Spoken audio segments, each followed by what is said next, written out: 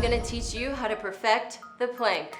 What you really wanna do is squeeze your core. A plank is a core exercise, so making sure your core is as tight as possible. We talk about flattening that back so that if there's a plate on your back, it won't slide off if you're eating dinner off of it. So nice, strong core. We wanna keep our butt flat. Okay, you can go down on your forearms, and if this is even too hard, you can go down on your knee, but you see how my back is consistently flat, okay?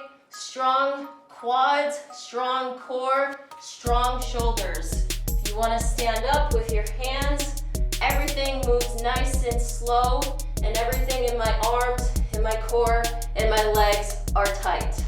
That is how you do a perfect plank.